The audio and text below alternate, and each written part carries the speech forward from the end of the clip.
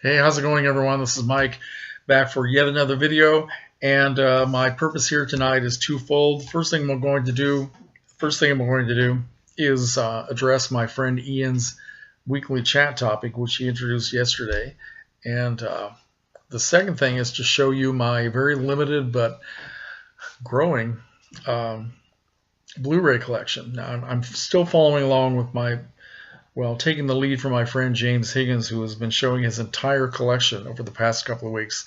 And I just thought I'd take that idea and show some of the things I have in different categories and all that, different shelves.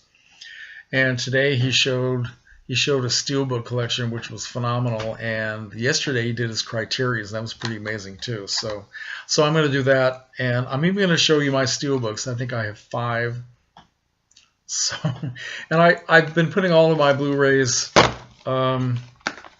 together on the shelf, no matter what the genre or anything else, because I just like the way they look on, everything even. So how OCD am I? Quite a bit. I got a package today from one of my favorite places, Creepy Classics, and they sent me a couple little extras. One is a sticker that has the girl from Blood of Dracula, which is a great vampire movie, and they sent me this little plastic toy. Isn't that cute? Look at that. Is that supposed to be Gorgo or somebody like that? Is that Godzilla?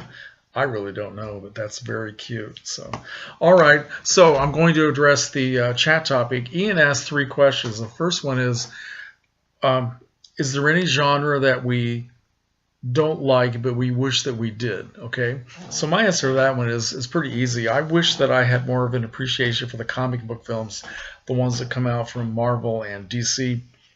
I just avoid them. I guess I'm not really sure why, because when I grew up I read all those comic books. I read all the Superman comic books, Batman, Aquaman, the Marvel comics. Even before they had the superheroes, I was reading comics like Amazing Stories and Tales to Astonish, things like that, Journey into Mystery. And then they started doing I don't know which one they started first, but I think I was reading all of them from the very beginning. Fantastic Four and Spider-Man, collected those for a long time. So I always loved that stuff. And I love the Superman movies that came out in the 1970s. Saw the first Spider-Man movie with Tobey Maguire. Really enjoyed it, but for some reason I just didn't feel led to go back to see any more. So I would actually like to open my mind up a little bit. I've been saying this for a long time, and so I need to get around to doing it. You'll see in my Blu-ray collection that I have a couple of comic book films. One of them is because it was given to me. Otherwise, I probably never would have bought it. Another question he asked was, is there any film that we don't like that we wish we did? And the only one I could think of is the movie No Country for Old Men, which everybody else that I know seems to like and appreciate, except for me. And I only watched it once, and I've always kind of felt bad that maybe I just didn't get it. Sometimes you just watch things on a very surface level and you're not getting it, what you're supposed to be seeing or what other people are seeing. So, as is true for me, it has been many times that when I watch something a second time, or maybe even years later, I see it in a whole different way. I still have No Country for Old Men upstairs in my TV room, sitting on the shelf, and I will watch it again someday.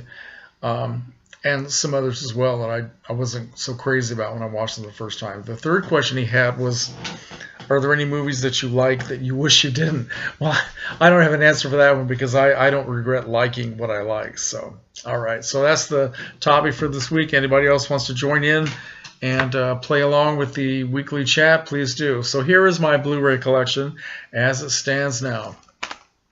7-Year Itch, Marilyn Monroe. Ooh. It's a mad world. Okay, $5 a big loss. I wasn't going to pass that up.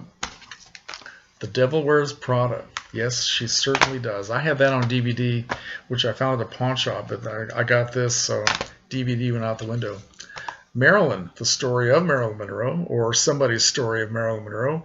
Michelle Williams giving a very good performance. Really cool movie.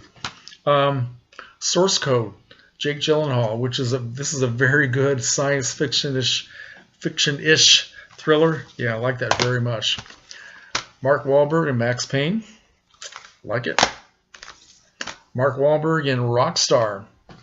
Pretty cool movie.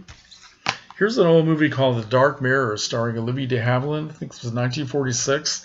Very, very good psychological thriller. Shows what a good actress she was. This is The Great Escape. Steve McQueen, James Garner, Richard Attenborough. I've never seen this movie. Picked this up at Big Lots for $5. So I need to get into that. That's looked upon by everybody as a classic. Predator. This was a gift from one of my friends, my good friend Thomas McCaskey. He brought me quite a few of these. And this is another one I had never seen, and I probably never would have bought it for myself. But I actually enjoyed this very much. So I guess this is kind of a comic book film, or sort of, but not really. Here is the David Cronenberg version of The Fly, Jeff Goldblum. Here is Big Business, starring Bette Midler and Lily Tomlin. I was going to say Shelley Long. That's another movie. Yeah, that's a funny flick. I saw that at the show. This is the only James Bond movie that I have, and I bought it on Blu-ray, $5 at Big Lots. Goldfinger. This is the one that I liked more than any of the others of the Sean Connery original series, and I picked it up a while ago. Love the music in that film. Here we go, Deception. Very good film that totally blindsided me because I never even heard of it until I saw it sitting in the store for $5 again. Hugh Jackman, Michelle Williams again, very good actress, and Ewan McGregor, very good thriller, very, very different. Here's a classic for you, The Ghost and Mrs. Muir, Gene Tierney and Rex Harrison. What a beautiful movie. I am so glad that I finally got a chance to see that, and it looks great on Blu-ray. Another classic, Gentleman's Agreement, Gregory Peck, Dorothy McGuire, John Garfield, and Celeste Holm. This is a real classic, folks. Here you go. This is one I haven't watched yet. Harrison Ford and Brad Pitt in The Devil's Own. Don't know anything about it. I'll get around to it someday. A very good film with Al Pacino. Yeah, Al Pacino and Johnny Depp, Donnie Brasco. Very, very good flick. Here is Inferno, starring Tom Hanks. And who is that actress? That is Felicity Jones. Where are my glasses? Here's a movie called Heartbreak Hotel, starring David Keith and My Lady Tuesday Weld. This is a very nice fantasy with Tuesday Weld. She's pretty good in that. Here's Philomena. This is a great movie. Judi Dench and whoever that actor is, I have no idea. Yeah, I actually went out and bought this on DVD because I forgot that I had the Blu-ray. That makes no sense at all. And here is an animated film that I picked up for no particular reason. I just thought it would be cute, and it was. It's called Cats and Dogs. The Fur Will Fly. Yes, yes, yes. All right. And here is Robert Mitchum and Shirley MacLaine, Two for the Seesaw, which was based on a play. This is the early 1960s. Very, very good flick with both of those great actors. Here is Winchester, Helen Mirren, which I did a video on a while ago. Here is The Way West, great Western with Kirk Douglas, Robert Mitchum, and Richard Widmark, and Lola Albright, Sally Field. The Endless, great horror movie from last year, but it was released this year around here. And I love this movie a lot. I really loved it. Romancing the Stone, a lot of fun. Here is the original version of The Fly with Vincent Price. And here's one of my favorites from last year. I love this movie so much, A Ghost Story. Not to be confused with Ghost Stories, which I just saw a while ago. This is Casey Affleck, Rooney Mara. Highly recommended, folks. Here is Voyage to the Bottom of the Sea, which I know I saw this when I was a kid, but I swear I don't remember it. So I need to get around to seeing that again. Deep Impact, which is cool, very adventurous. Finally got around to buying a Blu-ray of The Wizard of Oz. So that's nice to have. And here's one of the comic book films that I picked up at Big Lots, The Avengers, which I haven't watched yet, so I'll get around to that sometime. Here was a great movie with Tuesday Weld and Anthony Perkins called Pretty Poison, which is wonderful. Here is a wonderful silent film, Janet Gaynor, and who was that actor? I can't see it. George O'Brien. Sunrise. Beautiful, beautiful film. I need to write a review of this on my Letterboxd page. Wow, I've been hearing about this from a lot of people, and it really is beautiful. This is a terrific 1950s, sort of a film noirish crime film, Highway Dragnet, starring Richard Conte and Joan Bennett. That's a cool movie. Put these over. I'll put them on the floor. Carefully. All right. W.C. Fields and Louise Brooks in a silent film called It's the Old Army Game.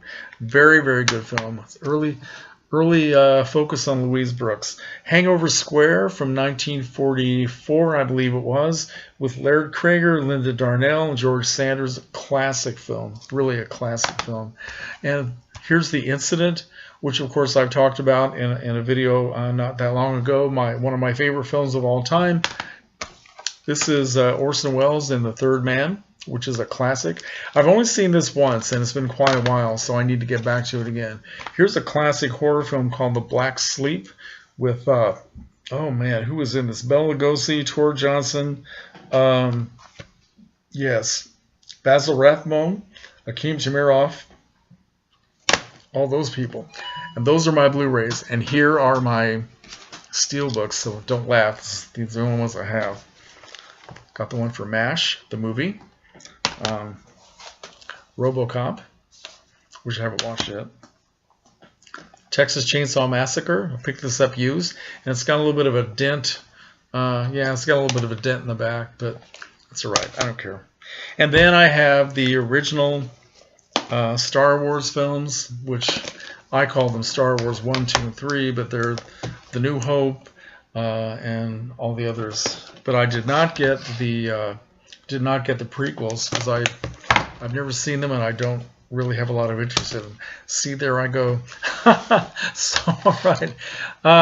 12 minutes of your time you'll never see again. Thanks for watching. Let me know what you think. Good night, everyone.